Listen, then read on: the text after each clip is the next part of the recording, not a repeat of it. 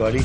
This is Daryl Pillsbury with a conversation with Daryl, and today's guest is Wendy Wilton, a candidate for Vermont State Treasurer, and she's from Rutland. And Wendy, it's a pleasure to have you here. Now, we served together. It's great to be in Brattleboro. You've been down here a few times. I caught you at one of our gallery walks. Yeah, not only that, you know, my cousin lives here.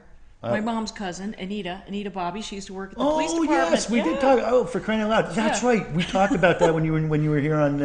Because I remember Joe. I love Joe. Yeah. And your husband apparently worked here. Yeah, he worked for Vermont National, but this was years ago. I didn't realize that till we were just talking. No, he didn't work here full time, but he came down once in a while. Right, because he was talking about being down the road and things. Very good. So you got a little connection here with the state. Plus, I worked at Full Flex years ago. Oh my God. I did. Wow. So you've been around a little bit around the state. I lived in Putney. Wow. There you go, Putney. You recognize her? We do go to Putney now. I didn't live there that long. And it was kind of I was there only during the week because I was in my 20s, so I was every weekend. Great place for a kid, 20. Putney. Yeah, Canoe Brook Apartments. That's right. Wow. Yeah. Wow.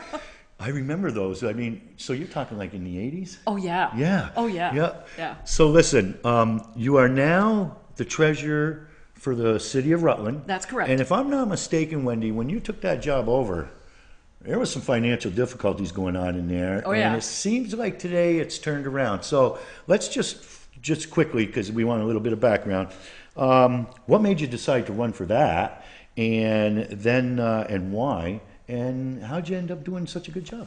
Oh, well, it's a job that I've thoroughly enjoyed and I've had a great time with. I got a great team at the city and a lot of people were really helpful, but I can tell you that it's not that I really sought out the job. People wanted me to run for the job because at the time that I decided to run, just before that, the city had recognized a $5 million deficit. It was pretty bad. The accounting was a mess. A lot of the city policies were a mess. It was a really tough time for the city.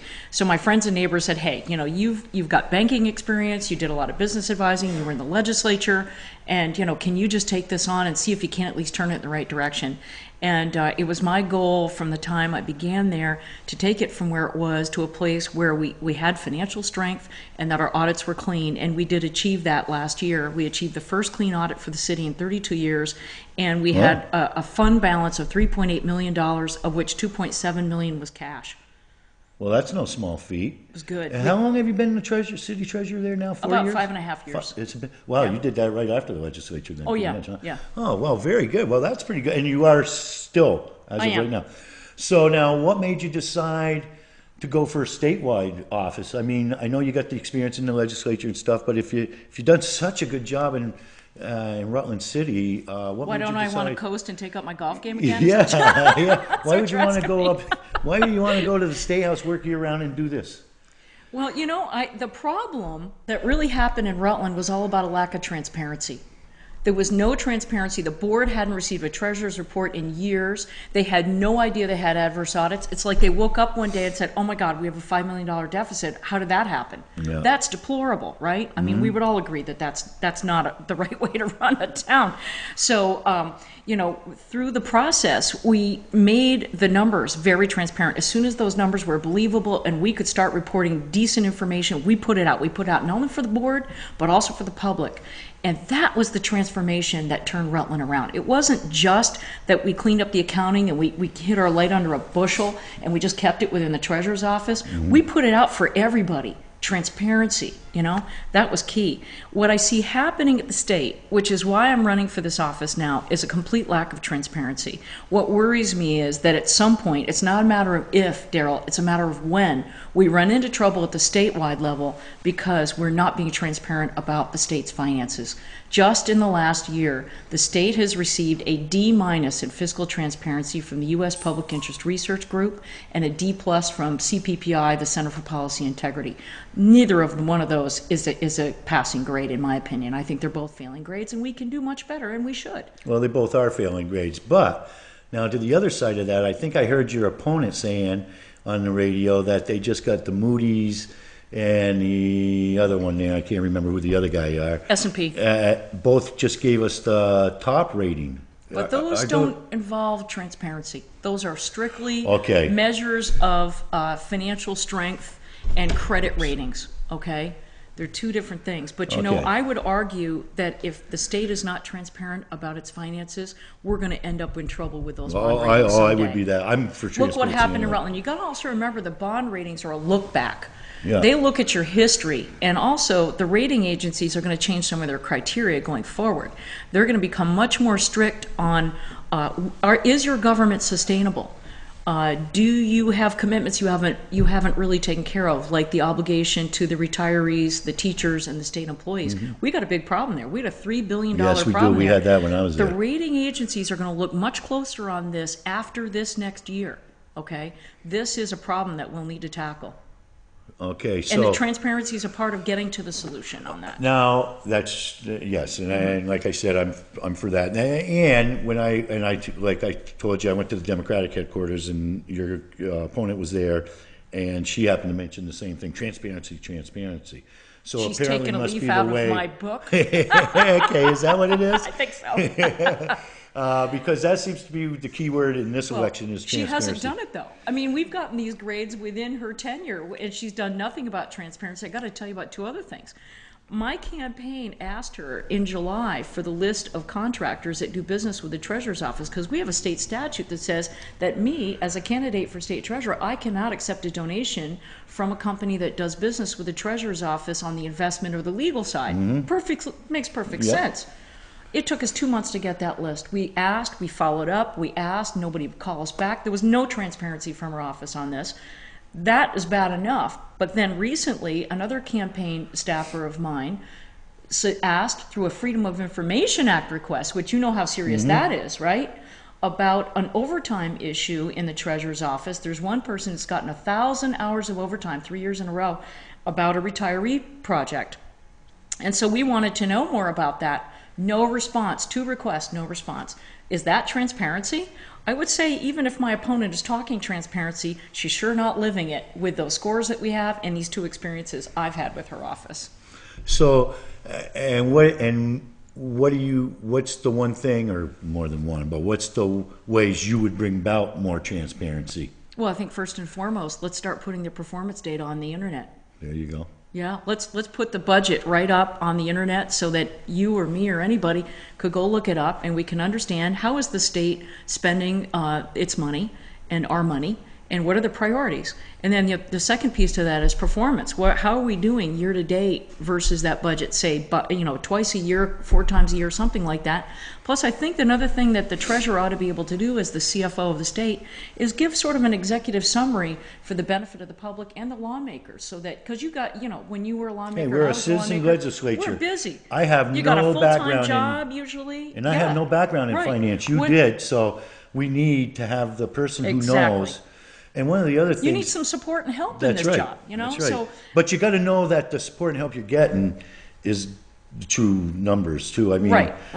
I've been in a few things where they give you the spreadsheet and somebody Mm-hmm. says this is how it's going to all work out. Well, if that spreadsheet isn't right on the back end, we just had a problem like that in the town with our wastewater treatment plant. I mean, so you gotta trust them folks that are coming to the legislature and giving you that information. But if it's reports based on reconciled information, it should be accurate. That's right. And Oh, if you're getting fairly that, then accurate, yeah. and then they can call you and ask you if they have Yeah, questions. I mean, what really needs to happen is the legislature really needs the support and the help of the treasurer's office in conjunction with the administration to say, let's look out on our fiscal future and let's see where are our opportunities and our challenges, and how are we going to meet our challenges, and how are we going to expound on our opportunities. Have you done any of that yet? In the city of Rutland, I have. And so how would you bring that to, because, like you just said, you have to look at it. So you don't know all the opportunities there until you get there and you get to Right. check it out. Okay. All right. Well, what else, Wendy, you're the one running, okay? And this is your time to tell the Windham County viewers why they should vote for you. I mean, other than the transparency issue, which is a big one. We both There's a know big one. that. There's another big issue, and Good. that's the That's what I want independence you of to- the office. This is critical. Our state constitution contemplates that the treasurer is an independently elected state officer, constitutional officer, because the framers of our constitution, the state constitution, recognized they wanted the person who had the checkbook to be independent of the administration and the legislature for very good reason. I can claim I'm independent of the legislature and the administration, no matter who that'll be. But my opponent has been appointed by the person who's now Secretary of Administration 4 times and by the governor once. And I can make the claim that's a good point. She's beholden to them for her position, and things she said in public tell me that she's getting into the policy weeds about a lot of stuff with the administration that shows she's not independent either, about issues that the treasurer should not be opining on. I mean, if I am to take this role, I promise to you, I will be non-political in this office, strictly talk about the numbers, make it transparent, be very independent in my views and in my reporting to the legislature and to the people, because that's the information that we need. We need to generate dialogue between the public and our lawmakers so that we can really move together for a sustainable future for Vermont. This is my concern, Daryl. I look out, and I have 2 children. They're both in college right now. One of them desperately wants to stay in Vermont. I'd love him to have that opportunity. And I'd like to retire here. So if I want both of those futures to work out, you know, I've got to know that we have a sustainable state from a fiscal standpoint. That's why I'm running for this ultimately. Well, I'm with you on both of those. I got children that are in college too, and I'm hoping, well, one of them just graduated Champlain, so, and she's still up in Burlington. Thank God she's still in Vermont, so I'm good. I'm trying to get her down here, but oh well. Burlington's too much fun, man. It is for a 22-year-old. That's where I'm from originally too. I mean, that's where I grew up. Me too. I'm from South Burlington. Oh, really? Yeah. Well, at South Burlington, my grandparents ran the restaurant at the airport from the 60s and 70s, the Pillsbury's, yeah. Wow. Forever. It was unbelievable. Isn't that something? My God. See, that's why living in Vermont's so cool. I know. Talk about a small state. I mean, God almighty, it's unbelievable. Town. Well, and you have a lot of enthusiasm. And I could say this, when you were in the Senate as a Republican, no, you were there as a Republican, but you were still very independent. I mean, it was my first time there too. So, I mean, you know, you're still trying to learn things, but it seemed to me like you were pretty independent-minded while you were there on some issues too. I really try to look at every issue from the perspective of my constituents, but also what was good for the whole state. Yeah. You know, yeah. I mean, and you know, I think every lawmaker that I ever met in my time there, even if we disagreed on certain issues, I agree. I think everybody that I met there wanted the best for the state of Vermont. And I totally agree. Even though sometimes I shook my head, and it was weird how some people thought, but you're right, and that comes from the citizens' legislature. Okay, listen. How can we make some of the improvements? Because on your card there, you had some improvements on the just the Vermont financial. Well, it's the transparency issue again. Well, let's get off of the transparency issue somehow. What other? Because I'm not that familiar with the state treasurer's office, to be honest with you. I've never been a real money guy, and although I sat on the, on institution corrections, we had a little money coming in and out of there, but it was that's a little strictly easier. The capital funding. That's right. Yeah. Okay. And I just remember a lot of it was, and we had just hit on it, was the AAA rating was so important for the state of Vermont because it matters for the municipalities when they're borrowing. On what our AAA rating is. So that is an important aspect of it to protect. Okay. This is really important for people to understand. That most states have a really good bond rating. There are only 2 states that have been downgraded in the last few years. Guess which ones they are? Ours? No.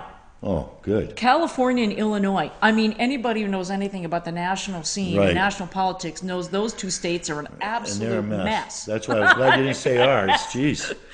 So if there are only 2 states and they're really deplorable and they've been downgraded, you know what? Each one of those states is still AA. Yeah. There was a really interesting article in Barron's in August about the fact that the rating agencies are really hesitant to tell the real truth about the fiscal reality of the states. This gets back to what I was telling you before, that the rating agencies are going through an evolution right now, and that their criteria going forward after this year are going to get much tougher because they themselves realize they're not being tough enough on these ratings. So for us to have a AAA rating with 2 agencies and a AA plus with S&P, that's great. I can't see that really diminishing much based on the history that they've done. People talk about the low interest rates. Well, I'm going to tell you that's not based on our credit rating because, frankly, our credit rating is only marginally better than most other states. And states get great credit interest rates anyway because of that. They're really valued investments, okay, on the bond market. But the real driver for the low rates that we're seeing right now is all about qualitative easing. It's all about Ben Bernanke and the Fed. It's not about the state of Vermont. Right. It's a macro picture that look at where interest rates are. They're the lowest we've seen, in our lifetime, for sure. Yeah. So that's really why our interest rates are low, and that's why we're able to pass on those savings to the municipalities. And I think that will probably still continue to be good for a while. But my concern is, unless we address three major financial issues that we have in this state, we won't be able to preserve our bond rating in light of increased compliance and increased pressure from the rating agencies. What are they? I got to tell you what these three things are. They're really, really important. First and foremost is that the state of Vermont owes $3 billion, that's billion with a B, $1 billion, and that's as of last year. It's probably gotten higher, but we don't have the valuation yet, for the retiree health care and the pension for the state teachers and the state employees. Yeah, I don't think people realize what a problem we have, and that problem was there when I was there. Oh, it sure, yeah. But the thing about this problem is, if you look back in the history of the valuations for the pension plans and the retiree health care, the OPEB, this really accelerated from 2002, 2003 to now. It really was a rapid decline, and this happened in almost every public pension. There were two reasons for it. One was the decline in the returns. Okay, almost all of these plans had an assumption of 8% return, Right, Daryl, which is not real. Nope. Okay, that's a problem. Okay, it's a problem we got to deal with. And if we put the real rate of return on our pension plans, the number would be higher than $3 billion. Okay, I don't know how much higher, but it would be higher.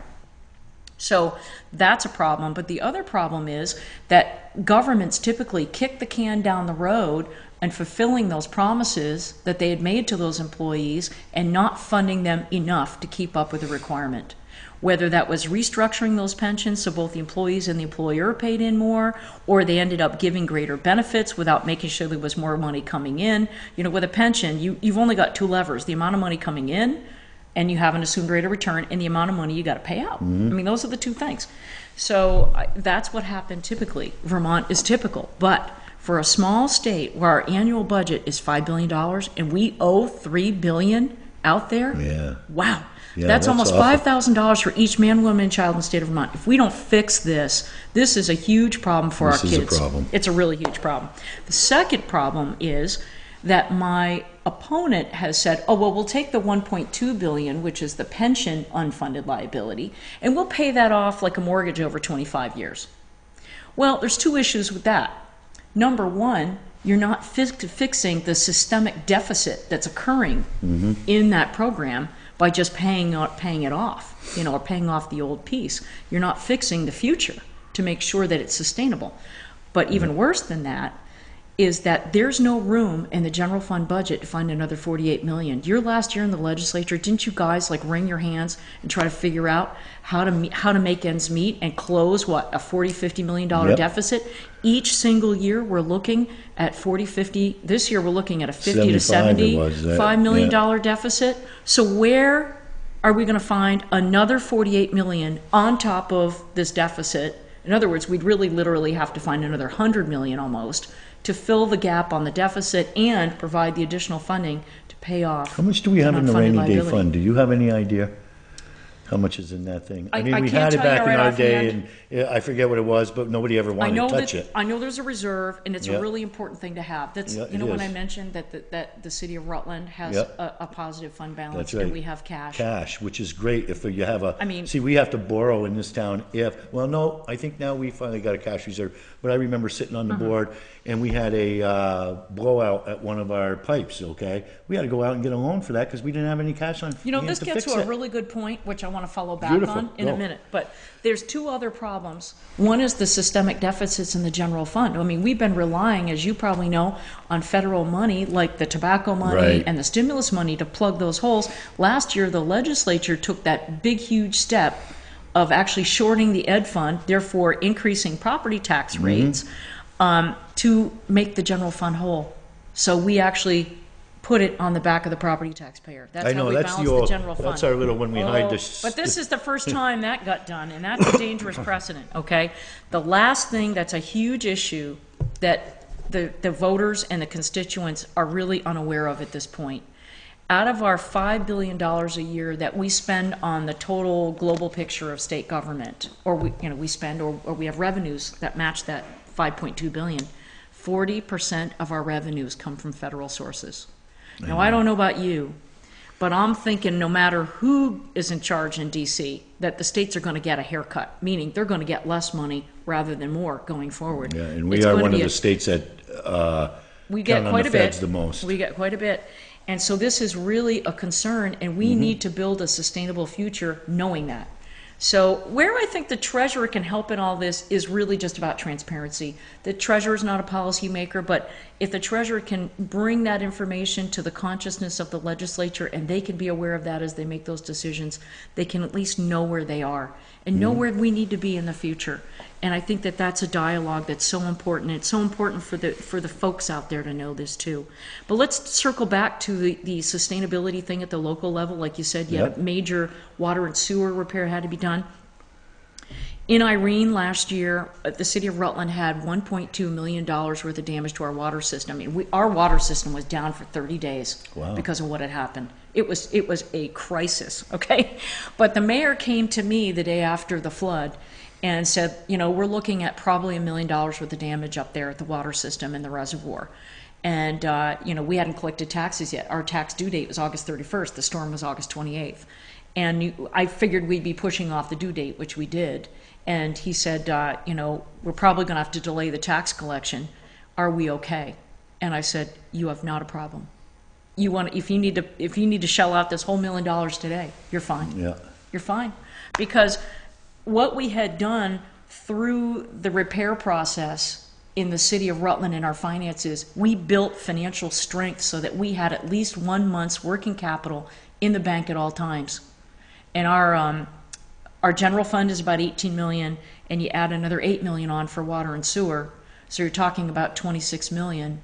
And our benchmark, which I got the board to approve, was that we would keep the unassigned fund balance, cash in the bank, at the end of each fiscal year between 10 to 15% of our revenues. That's about 1 month's working capital. When you run a business, you're always looking at that too, having 1 month, 2 months working capital, depending on your business. So we have 1 month, we have about $3 million in the bank at all times. We are prepared. If we have a water main break, we're all set. I mean, we can figure out our long-term funding later, but we've got the cash to be able to fix it. That's a good place to be. Right. And I actually put out a press release saying that if I'm treasurer, I can help communities figure out a plan to work toward that same kind of financial strength. Now, for a smaller town, it's obviously not going to be $3 million, but it might be $50,000. But at least those towns would know to prepare. And this is actually a government recommended standard. So I'd really like communities to be prepared like that. I think one lesson that comes out of Irene is that, we did a great job, pulling ourselves up by our bootstraps, but we also have to be prepared to do it financially, because I can't imagine going through this experience with FEMA, and some towns hadn't even received their reimbursements yet. You got to wait a long time for that.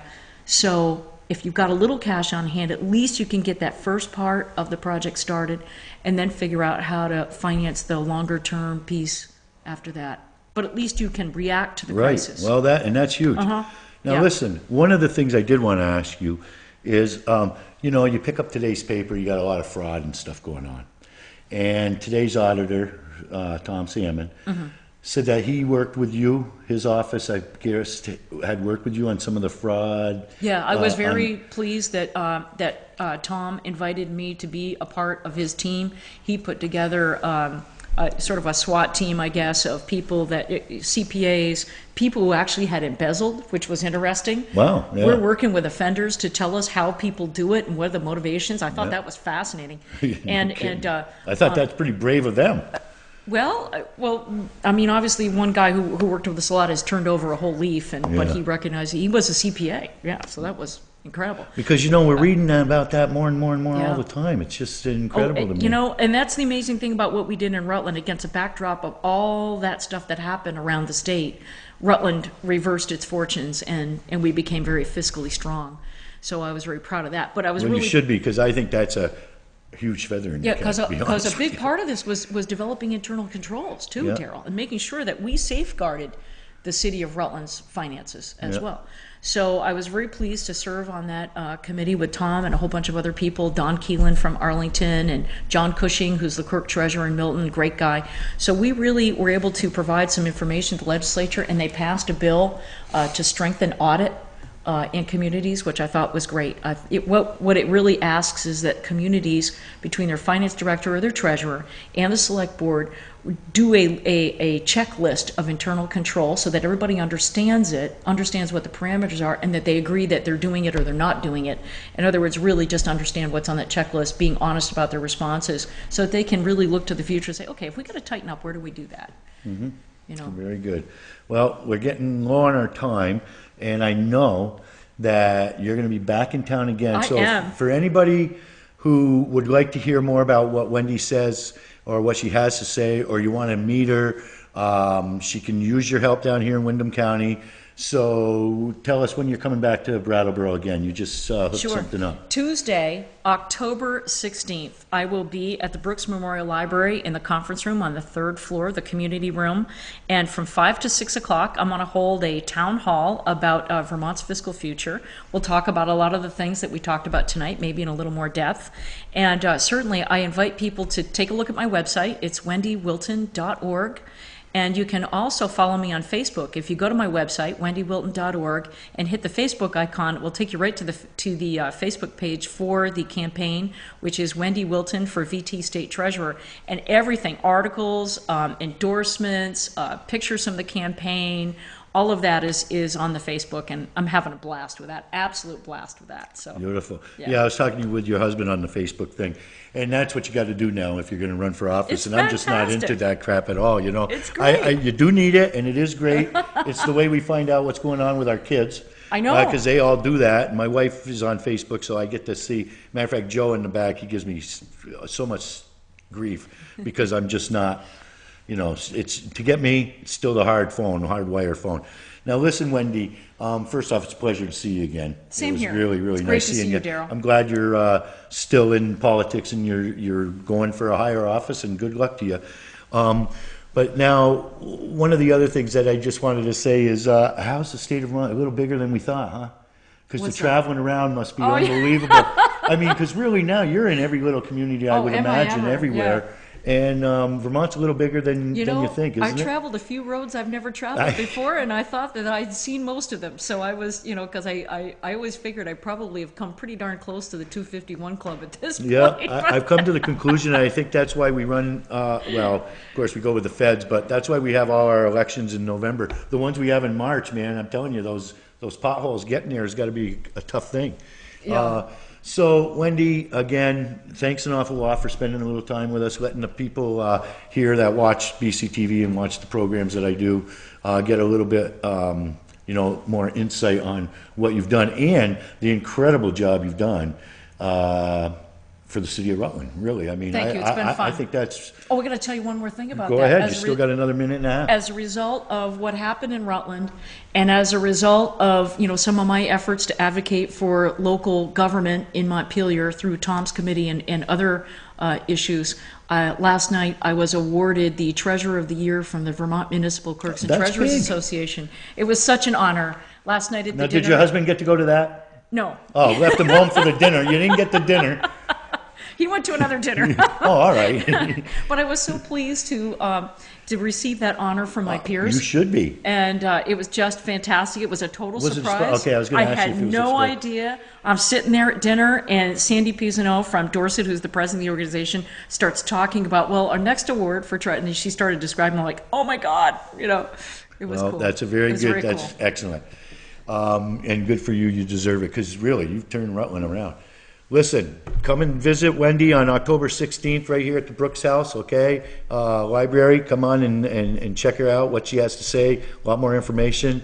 And we thank you for watching. For Daryl Pillsbury, for my producer in the back, Joe. Joe, thanks an awful lot. We'll see you next time right here on A Conversation with Daryl. Thank you, State Treasurer candidate Wendy Wilton, Thanks, for coming Daryl. in and talking to us. We'll see you.